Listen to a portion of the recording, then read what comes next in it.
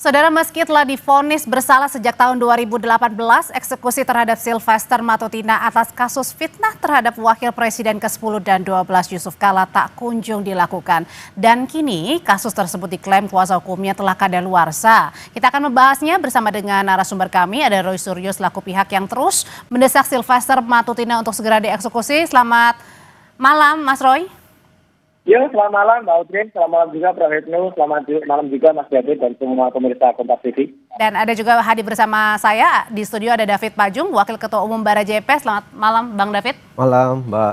Dan ada juga kita melihat dari sisi hukumnya begitu ya, bersama dengan Guru Besar Hukum Pidana ada Profesor Hipnu Nugroho. Prof. Hipnu, selamat malam. Malam Mbak, malam Mas David, malam Mas Roy. Malam Prof, malam Mas Roy. Jadi saya mau minta tanggapan dulu Mas Roy, kata-kata dari pengacara Bang Sylvester yang menyebut kasus Sylvester Matutina ini kliennya sudah kadaluarsa, jadi Kejagung ini tidak bisa mengeksekusi. Jadi apa respon pertama Bang Roy? Pernyataan respon pertama saya adalah kuasa hukum Sylvester itu sekolah hukumnya di mana? Ya, gitu. Itu sama saja dengan konyol, melakukan perbuatan yang melanggar hukum sama sekali, ya. Nggak ada yang namanya kedaluarsa. Kedaluarsa itu kalau dia tadi menurut pasal 84, 85 itu kan dihitung dari vonisnya. Dihitungnya itu dari tuntutannya, dari besar tuntutannya. Kedaluarsanya masih lama, masih 9 tahun gitu loh. Dan ini akan menjadikan presiden yang sangat buruk, ya, dan akan ditiru oleh orang-orang nantinya. Jadi kalau ada putusan pengadilan, apalagi ini sudah inkrah sampai dengan ke kasasi, ya. Kalau jadi omongan ini artinya tidak beralasan, Mas Roy? Kenapa? Omongan dari pengacara Sylvester ini tidak beralasan, maksudnya Mas Roy? Sangat tidak beralasan, dan kemudian saya bukan tentang hukum bisa melihat dia belajar hukumnya dari mana itu. Konyol itu ya, kampus hukumnya jangan-jangan kampus tangan Sylvester itu sama itu, kampus ruko itu ya, yang nggak ada idenya dan jadi tutup gitu. Karena gini loh, jelas betul nanti kita dengarin lah dari Prof. Hipnu. Mana ada orang yang belum dieksekusi, mana ada orang yang belum menjalankan keputusan, tidak patuh pada pengadilan, kemudian tiba-tiba setelah lama melarikan diri dan kasusnya kemudian tidak terbuka, sekarang baru kita buka. Dan kita ingat ya, kita bukanya juga di Kompas TV. Waktu itu sebelum dua arah berganti menjadi bola liar ya. Itu saya pertama kali buka kasus ini di Kompas TV. Dan kemudian dia awalnya kan menolak itu. Bohong benar itu Sylvester bilang kalau nggak ada kasus itu, nggak ada kasus. Akhirnya kan terbongkar sekarang. Kejaksaan mengakui kalau ada kasus dan itu belum dieksekusi, dan ini harus dieksekusi. Jadi kita juga desak ya, sama seperti kata Bang Respon tadi, ini harus tetapkan DPO. Kalau ditetapkan, maka apa yang dilakukan oleh para pengacara itu adalah obstruction of justice, jadi dia adalah obstruction of justice, dia melanggar hukum, dan dia juga harus masuk juga itu pengacara-pengacara itu gitu. Nah, Mas Roy, kalau gitu saya tanyain ke Prof. Hipnu. Prof. Hipnu, sebenarnya arti kadaluarsa ini seperti apa? Dan dalam kasusnya Bang Sylvester sendiri yang sudah divonis 1,5 tahun ini, kalau kadaluarsa berapa? Ya, begini Mbak, daluarsa itu sebagai bentuk di mana negara tidak dapat melaksanakan eksekusi. Maka sebagai bentuk sanksi bagi negara, maka sudah tidak dapat dilakukan suatu eksekusi lagi. Nah, daluarsa itu ada daluarsa penuntutan dan daluarsa eksekusi. Kasusnya Pak Sylvester, daluarsa penuntutan itu lamanya adalah sama dengan daluarsa penuntutan. Daluarsa penuntutan sama dengan daluarsa eksekusi, ditambah sepertiga, 12 tahun. Karena di dalam pasal 84 itu secara rigid ya, terhadap kasus barang cetakan itu 5 tahun, pelanggaran 2 tahun. Nah, ini yang menjadikan, dan saya dulu pernah dalam sebagai dosen diberikan ada suatu PR, barang cetakan, ini Mas David Mbak, barang cetakan itu sampai daluarsa 6 tahun. Nah, begitu keluar, ditangkap. Nah, itu bagian penangkapan, kan sudah daluarsa. Nah, oleh karena itu sebetulnya, kalau memang Pak Sylvester sudah, saya sebagai orang umum ya, kalau menyatakan sudah tidak daluarsa, berarti keluar aja dong. Nanti begitu ditangkap jaksa, laporkan polisi penangkapan. Gitu loh, ini kasus ini sering terjadi, karena daluarsa ini. Karena penegakan hukum di Indonesia itu secara teori hukum memang dalam arti tidak bekerja dalam ruang hampa, Mbak. Jadi kalau dalam artian bahasa sederhananya dalam kasus Bang Sylvester ini sebenarnya dari 2018 ya, kemudian divonis, sekarang ini artinya belum kadaluarsa di 2025. Kalau melihat data dalam rumusan pasal 8485 itu belum. Karena yang secara lex stricte ditentukan itu hanya pelanggaran dan kejahatan percetakan. pelanggaran ditentukan maksimal 2 tahun, selain daluarsa percetakan 5 tahun jatuh. Selainnya adalah sama dengan daluarsa penuntutan plus tambah sepertiga. Jadi pembentuk undang-undang kayaknya memang melamakan terhadap eksekusi ini, kan gitu, Mbak. Karena ini suatu yang problem, Mbak, sulit, apalagi penegakan hukum yang pada waktu itu tampaknya ada dalam teori hukum itu ada ruang-ruang hampa yang tanda petik ada faktor-faktor X, sehingga sampai Seperti sekarang apa, Prof? ya kita tidak tahu. Itulah yang terjadi karena namanya suatu proses hukum. Kalau bicara ideal, Mbak, begitu putusan eksekusi, litis finire operatif, hukum itu harus selesai. Artinya penegakan hukum kasus sipil itu selama sekian tahun tidak selesai, hukum parah, tidak ada suatu penyelesaian. Karena hukum itu harus pasti selesai. Itu, Mbak, kira-kira. Nah, katanya kemarin pengacara Bang Silvester bilang Bang Silvester ini tidak kemana-mana, Bang David lagi ada di Jakarta. Nah, pertanyaannya, Bang David udah menghubungi Bang Silvester dan kemana sebenarnya Bang Silvester yang selama ini kita cari-cari? Usai jeda ya, Bang, ya, tetap bersama kami di Sapa Indonesia Malam. Bang David tadi menjawab kemana Bang Silvester yang ada di Jakarta. Kita putar ulang kembali ya, Bang, ya. Pernyataan dari pengacara Silvester Matutina, Lekumanan, yang menjelaskan bahwa Kejaksaan Negeri Jakarta Selatan ini tidak bisa mengeksekusi kliennya karena kasusnya telah kadaluarsa. Terkait dengan referensi hukum yang bisa saya sampaikan terhadap perkara Silvester Matutina, bahwa jelas pasal yang menjerat Pak Silvester telah kadaluarsa, menjalankan putusan terkait dengan undang-undang hukum pidana yaitu pasal 8485 bahwa peristiwa tersebut telah kadaluarsa dan tidak patut untuk dieksekusi lagi. Untuk perkara pidana PK itu boleh dilaksanakan atau diajukan sebanyak 5 kali. Sehingga yang kemarin itu memang adanya sakit yang mengakibatkan tidak bisa hadir, kemudian PK tersebut telah kami cabut. Teman-teman, telah saya cabut, kami cabut ya, rekan daripada saya telah mencabut dan sekarang kami menunggu penetapan dari Ketua Pengadilan Negeri Jakarta Selatan. Nah, kami berencana untuk mengajukan lagi PK kedua. Jadi Bang David sebenarnya Bang Silvester ada di Jakarta mana? Apakah Bang David juga sudah menghubungi Bang Silvester? Ya, saya sih kalau saya pribadi mengacu kepada pengacara resminya ya, Bung Silvester. Jadi pengacara sudah mengatakan bahwa ada di Jakarta. Ya mungkin itu referensi kita ya.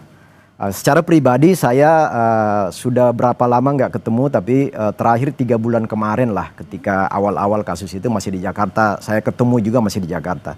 Tapi 2 bulan terakhir ini ya kita karena kesibukan ya. Tetapi referensi kita kan di pengacara. Pengacara beliau mengatakan, yang bertanggung jawab secara hukum juga mengatakan bahwa Bung Silvester itu ada di Jakarta, nggak kemana-mana kok. Nah pertanyaannya kan, kenapa belum dieksekusi? Nah tadi dari pengacara sudah ada pegangan hukum ya, soal daluarsa kasus pasal 84 KUHP, itu pengacara yang punya argumen hukum. Kemudian kalau saya melihatnya kan pertama gini, kejaksaan itu punya diskresi penuh untuk melakukan eksekusi apa enggak. Karena di situ di kejaksaan juga ada 2 pedoman yang dijadikan dasar untuk mengeksekusi atau enggak sebuah kasus. Pertama, saya catat di sini soal perja ya, Peraturan Kejaksaan nomor 15 tahun 2020 dan Pedoman Jaksa Agung nomor 18 2021. Ini 2 aturan ini memberikan diskresi kepada kejaksaan untuk menginterpretasi dan diskresi pada diri mereka, pada institusi mereka untuk melakukan eksekusi atau tidak. Nah berdasarkan pendekatan-pendekatan itu kita yakin kenapa sampai hari ini masih terjadi ambigu untuk melakukan eksekusi, karena adanya perja dan perja dan pedoman kejaksaan ini. Jadi maksudnya Bang David bilang bahwa ini sebenarnya tinggal tunggu kejaksaan yang mengeksekusi saja, artinya tidak kadaluarsa, bisa dieksekusi? Ya, satu sisi kan argumen hukum yang dibangun oleh penasihat hukum kan seperti itu, bahwa ini daluarsa.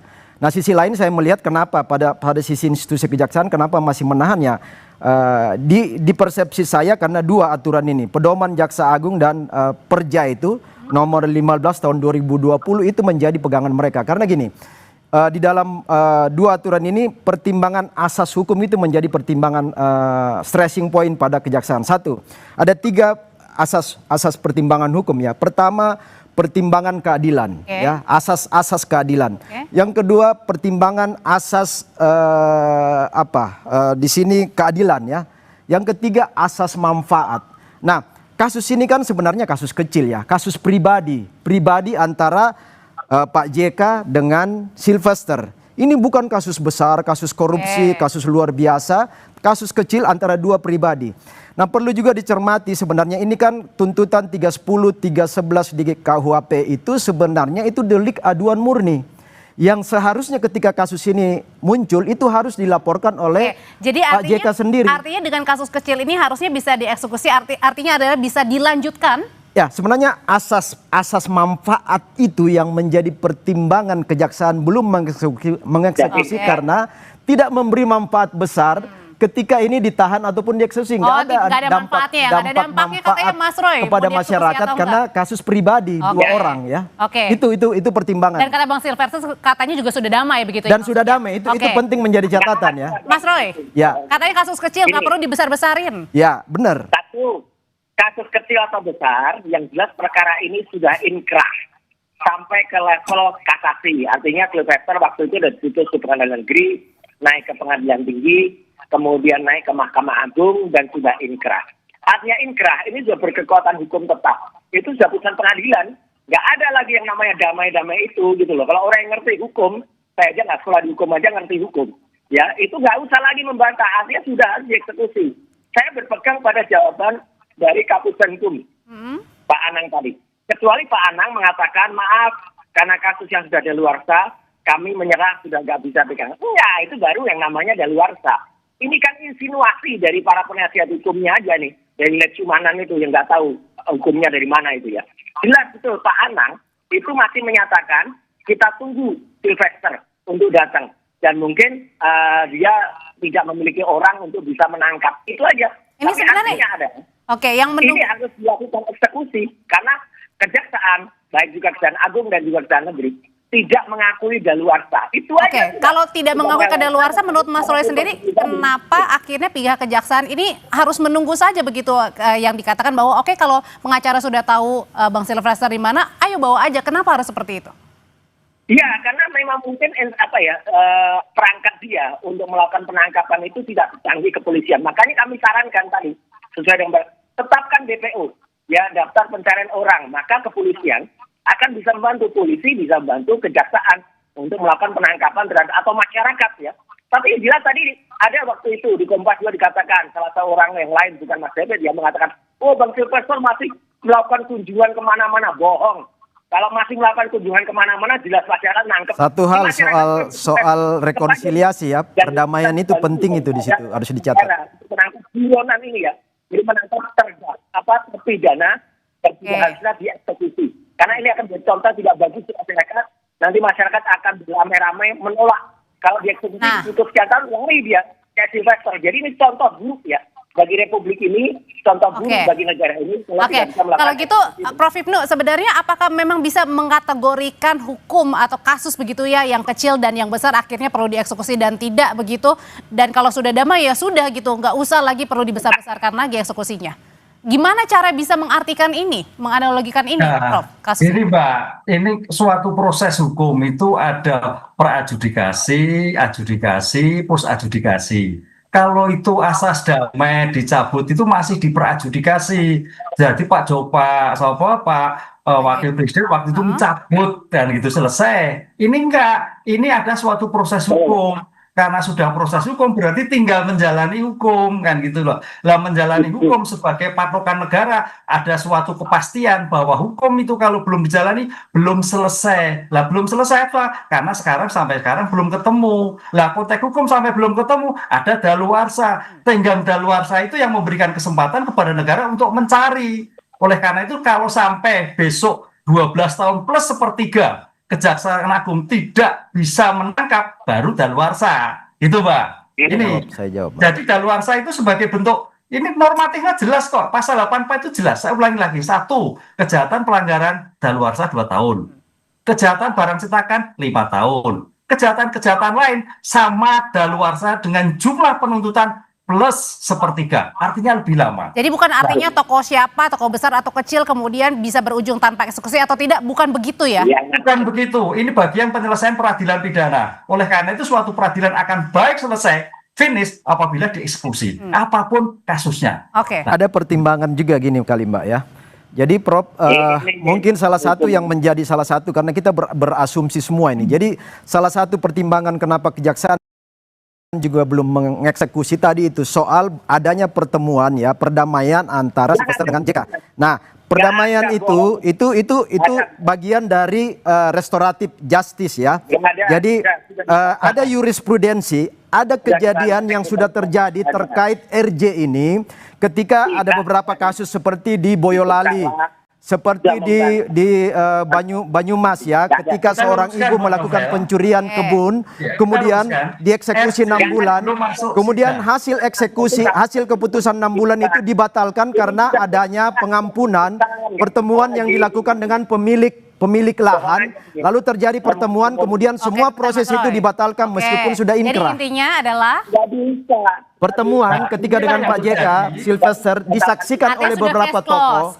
Itu salah satu pengaruh kenapa sampai hari ini menjadi dasar pertimbangan oleh kejaksaan sehingga tidak dilakukan eksekusi. Itu bisa menjadi pertimbangan hukum loh. Ya. Sekarang Mbak Aurel, kalau memang kejaksaan menyatakan seperti bentar Mas Roy, itu, kita dengarkan dulu Prof Hipno. Ya, kalau memang kejaksaan itu selesai, Kapusper menyatakan bahwa itu sudah clear selesai. Kan sampai sekarang Kapusper tetap mencari. Lah itu kan enggak sinkron apa sampaikan Pak David. Karena dalam konteks hukum memang belum selesai nih, Mbak.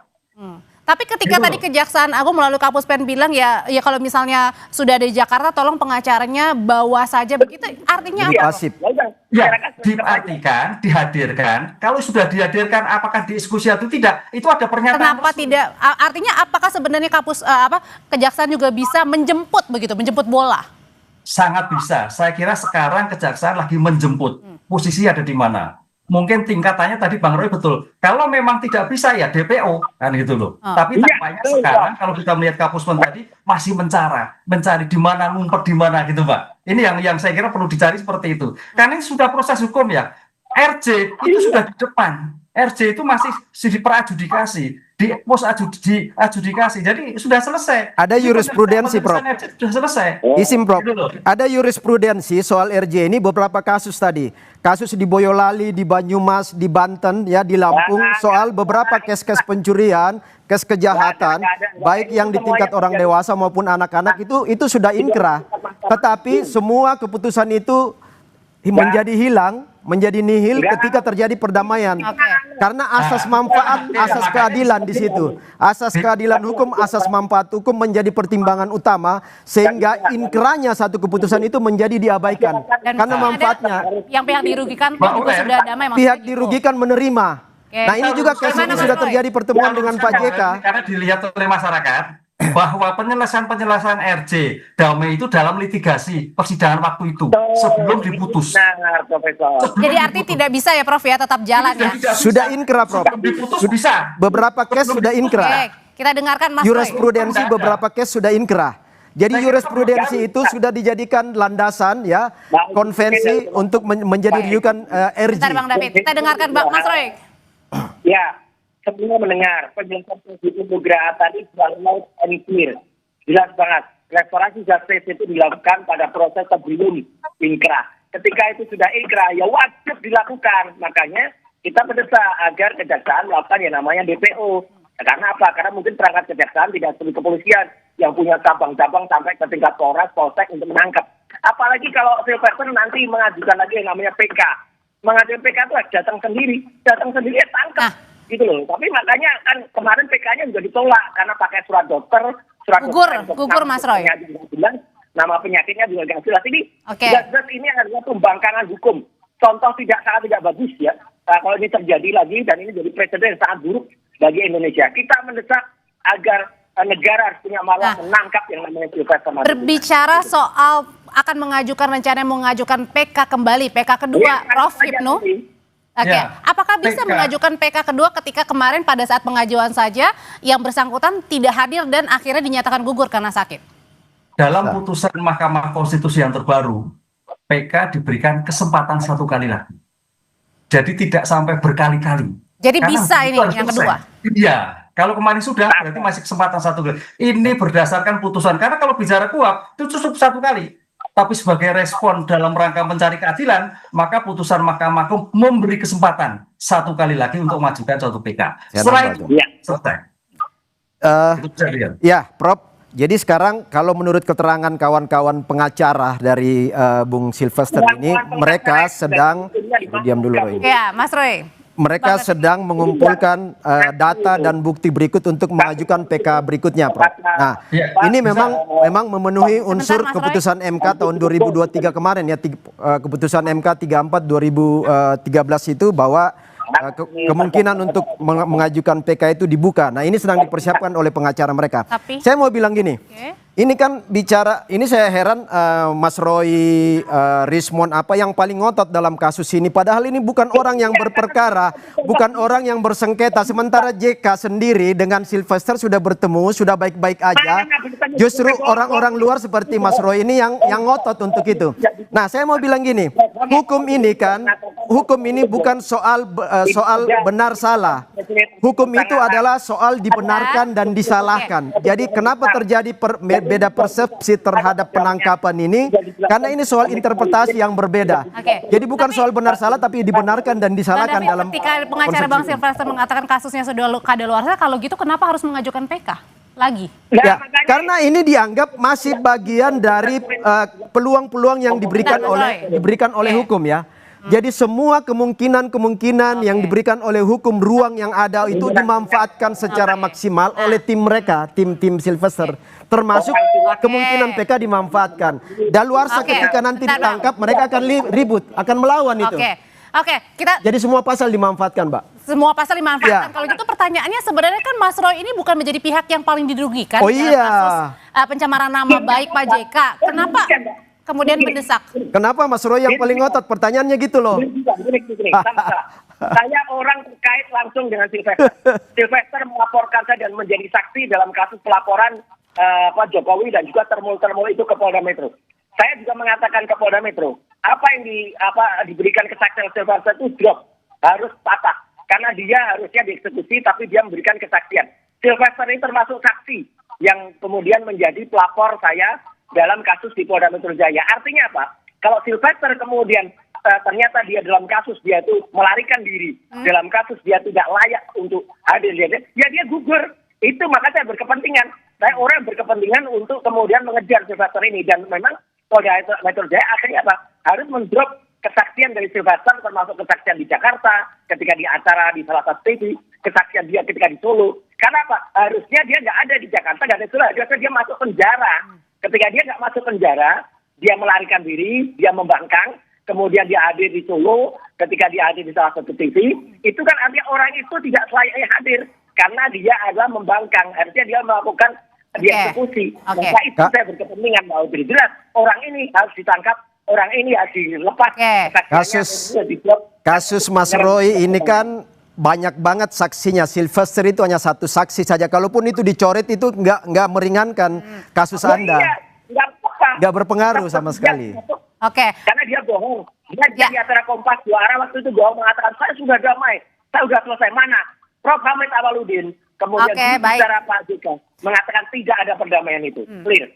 Prof, kalau gitu pertanyaan terakhirnya adalah pada saat ini, sekarang ini kan memang sudah dijatuhi ada 1,5 tahun hukuman bagi Bang Sylvester Matutina begitu. Nah, pertanyaannya arti eksekusi apakah memang artinya adalah di penjara begitu? Karena kan di bawah 5 tahun sebenarnya ada yang pilihan untuk pidana lain, artinya bisa saja wajib lapor ya, Prof ya?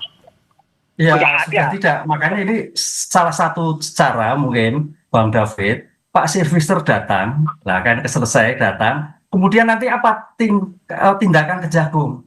Apakah nanti tidak dilakukan suatu penahanan, apakah dilepaskan atau seperti apa? Ini kan belum ketemu Pak Sylvester mau diapakan. Jadi tampaknya Kejaksaan Agung juga masih gaming, mau diapakan nih, mau dieksekusi atau dieksekusi atau tidak. Kalau ke Pak David tadi tujuan dan supaya nggak punya tujuan nih, nggak punya maksud nih, nggak punya kepentingan apa-apa lah, itu kan nanti. Makanya di sini tampaknya memang belum ketemu. Nah, ketemu yang penting ketemu dulu gitu, datang dulu gitu maksudnya. Iya, ketemu. Ini mau apa yang terjadi? Kalau nggak ini kan satu ke utara ke selatan, satu ke barat, satu ke timur. Kalau informasi dari teman-teman pengacara ya yang saya dapat info kan mereka sudah tim pengacara juga sudah bertemu dengan kejaksaan ya, sudah bertemu juga dengan pengadilan negeri dan kejaksaan. Oke. Nah, dari Pengacaranya pertemuan apa Bang Silvesternya? Pengacaranya apa Bang Silvesternya? enggak, pengacaranya. Oke. Lekeman itu, Oke. Lekemanan itu bersama tim pengacara sudah bertemu dengan kejaksaan dan pengadilan. Nah, mereka juga menyampaikan bahwa ini nggak bisa dieksekusi karena daluarsa. Oke, Itu versi baik. pengacara ya, versi pengacara. Itu informasi yang saya terima. Dan saya Oke. pikir diliput media juga. Oke, singkat aja Mas Roy kalau gitu, singkat aja. Iya, artinya pengacara yang ngatur, nggak jelas asal usul hukumnya dari mana ini. Artinya ini dia melakukan obstruction of justice. Dia harus ditangkap malah kalau dia merintangi apa yang terjadi, harusnya Silvester dieksekusi. Oke. Tapi perantaraan dari Universitas Ruko ini ya, universitas yang tertutup ini kata Prof. Mahfud Adiltra tertutup, bukan terbuka. Karena tertutup itu apa? Kampusnya sudah ditutup. Baik. Silvester itu yang dari UI itu ya, harus kemudian ikut dieksekusi. Artinya Indonesia jangan dibikin rusak oleh pikiran-pikiran termul kayak gini ya. Ini sudah jelas. Oke, sudah kita tangkap Mas Roy. Ya, jadi Mas Roy nggak usah terlalu ngotot karena bukan Anda yang ngatur Republik Oke, ini, baik. bukan Mas Roy yang ngatur hukum. Diskresi ada di kejaksaan dan pengadilan. Oke, Jadi baik. nggak berlaku apa yang Mas Roy Oke. ngomong itu, nggak berlaku sama Bang David, sekali. terima kasih. Mas Roy, terima kasih. Prof. Ibnus, terima kasih. Selamat malam. Makasih Prof, makasih Mas Roy. Sabar-sabar aja Mas Roy ya.